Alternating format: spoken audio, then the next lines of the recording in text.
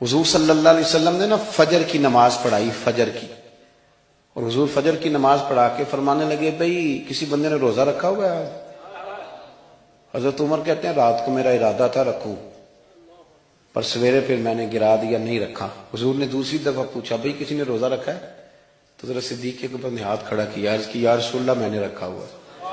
آپ حکم نہ دیتے تو نہ بتاتا، پر روزہ رکھنا بھی آپ نے توجہ دلائی ہے تو حکم بھی آپ کا بتاؤ تو بتا دیا۔ حضرت عمر کہتے ہیں حضور نے فجر کی نماز پڑھائی، فجر کی۔ دوسرا سوال پوچھا بھی کسی نے کسی بیمار کی تیمارداری کی ہے؟ تو حضرت عمر کہتے ہیں میں نے فٹافٹ عرض کی یا رسول اللہ ابھی تو نماز فجر پڑھی ہے، تو اب گھر جائیں گے تو تیمارداری کریں گے۔ تو حضور نے فرمایا عمر تو ذرا ٹھہر جانا، جلدی نہ کر، ٹھہر نہ، ذرا رک تو صحیح۔ تو حضرت عمر فاروق رضی اللہ تعالیٰ عنہ فرماتے ہیں میں چپ کر گیا، حضور نے فرمایا بتاؤ بھی کسی نے تیمارداری کی ہے؟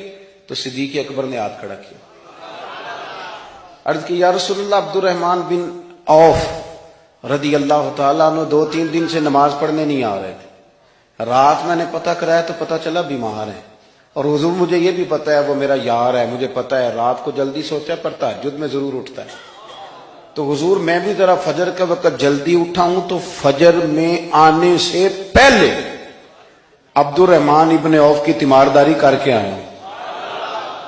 حضرت عمر کہتے ہیں میں نہ ہلکا ہلکا ڈھیلا پڑ گیا۔ حضور نے تیسرا سوال پوچھا، فرمایا کسی نے کسی مسکین کو کھانا کھلایا؟ کھانا کھلایا کسی مسکین کو؟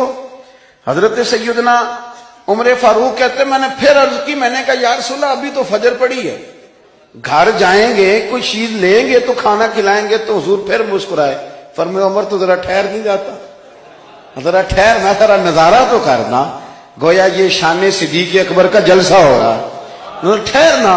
حضور نے پھر پوچھا بھی کسی نے کسی مسکین کو کھانا کھلایا ہے؟ تو حضرت عمر کہتے ہیں لوگ سارے دائیں بائیں دیکھ رہے تھے اور میں چپکے چپکے ابو بکر کو دیکھ رہا تھا، کہ مجھے پتا تھا کہ بولنا اسی نہیں ہے، اور دل میرا کر رہا تھا کہ کہہ دوں دیو جناب جواب، دل میرا کر رہا تھا۔ وہ سمجھ گئے تھے کہ سونا راضی کن کاموں میں ہو، بس یہ نقطہ انہوں نے پا لیا تھا۔ حضور نے فرمایا بتاؤ کسی مسکین کو روٹی کھلائی ہے؟ تو جناب سیدنا صدیق اکبر نے ہاتھ کھڑا کیا، عرض کی یا رسول اللہ سویرے اٹھا ہوں تو چھوٹا بیٹا بھی اٹھ گیا تھا، اور میرے وضو کرتے سنت پڑھتے ماں سے کہنے لگا بھوک لگ رہی ہے، تو ماں نے 2 روٹیاں بھی پکا دی، تو حضور ایک اس نے کھائی دوسری اس کے ہاتھ میں تھی۔ جب ہم نکلے ہیں نا گھر سے تو دروازے پہ ایک فقیر کھڑا تھا، مسکین کھڑا تھا، کہہ رہا تھا رات سے بھوکا ہوں، کوئی دروازہ کھلنے کا انتظار کر رہا تھا، ابو بکر سب سے پہلے تیرا ہی کھلا ہے۔ تو حضور میں نا اس مسکین کو ایک روٹی کھلا کے آیا ہوں۔ حضرت عمر فاروق کہتے ہیں میں نے گردن جھکا لی، اور میرے رسول کریم نے فرمایا اے اللہ میرے ابو بکر پہ رحم فرما، اللہ میرے ابو بکر۔ وہ سمجھ گئے تھے، مزاج شناست سمجھ آ گئی تھی کہ حضور کن باتوں میں، اور نا اپنے اوپر وہ سارا کچھ طاری کر لیا تھا انہوں نے، طاری، ان کی ادائیں بالکل ڈھل گئی تھی نبی پاک کی اداؤں۔ 3 دن وہ غار ثور میں رہے تو ہمارے صوفیاء فرماتے ہیں کہ ان پر تجلیاں بھی پڑی محبوب کی معرفت کی۔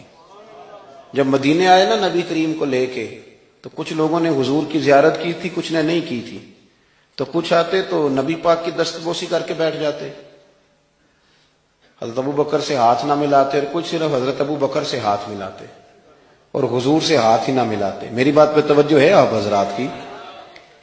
تو کچھ لوگوں کو نا شبہ ہونے لگا، وہ معاذ اللہ سمجھنے لگے کہ شاید یہی اللہ کے رسول ہے۔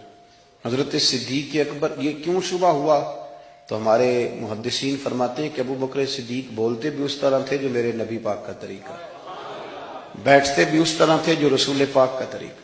کہتے ہیں انہوں نے امامہ باندھا ہوا تھا تو جو امامے کا پیچ حضور کا ڈھیلا رہ گیا تھا ان کا بھی ڈھیلا رہ گیا تھا، اس طرح اپنے آپ کو مزاج میں ڈھالا تھا، تو من شدی من تو شدہ، میں اس طرح ڈھالا تھا مزاج میں، اس طرح کے کوئی فرق نہیں نظر آتا تھا۔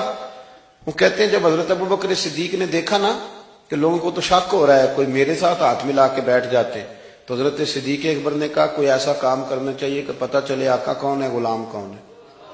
اٹھے، کندھوں پہ چادر تھی، وہ اتار کے نا تو حضور پہ سایہ کر دیا، لوگوں کو پتہ چل گیا کہ سایہ کرنے والا کوئی غلام ہے، اور جس پر سایہ کیا جا رہا ہے وہ آقا ہے۔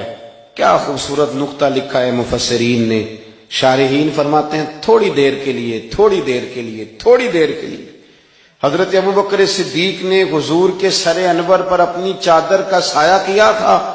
اللہ کے رسول نے احسان کا بدلہ یہ دیا، نیکی کا بدلہ یہ دیا کہ قیامت تک ان کی قبر پر اپنے گنبد کا سایہ فرما دیا، قیامت تک گنبد کا سایہ کر دیا۔